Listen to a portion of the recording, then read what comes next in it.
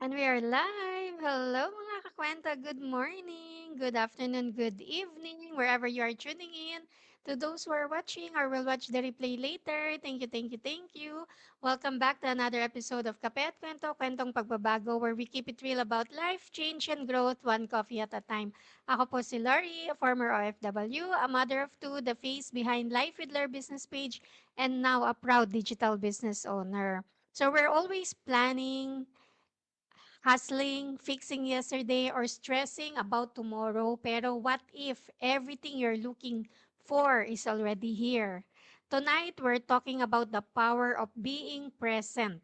Not someday, but today. So grab your coffee, inhale, exhale. Let's begin. So there was a woman who spent her whole life waiting. I will be happy once I earn more. I will rest after this project.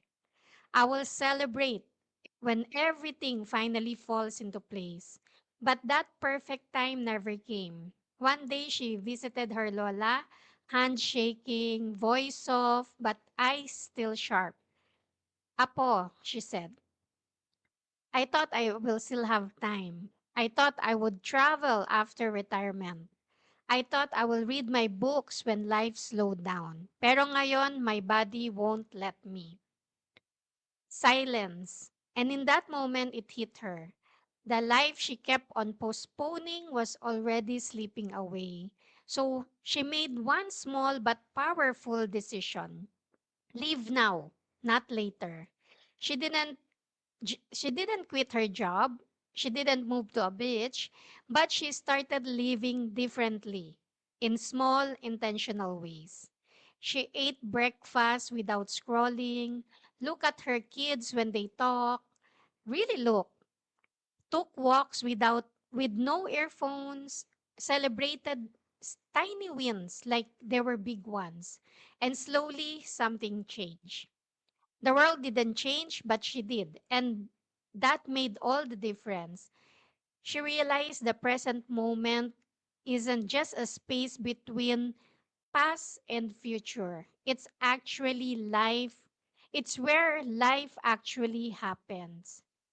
It's where laughter lives, where healing begins, where memories are formed, where peace is possible, even if the world isn't perfect. So if you're always waiting for the right time, this is your sign. You're already in it.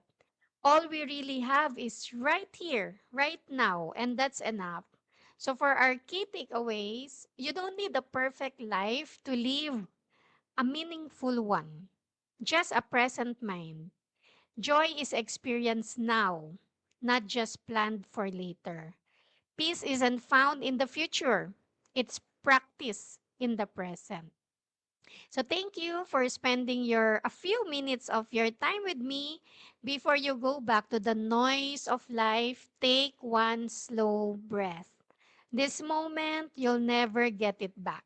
So honor it, stay present, stay grounded, choose life one moment at a time. So thank you for spending your time with me tonight, mga kakwento.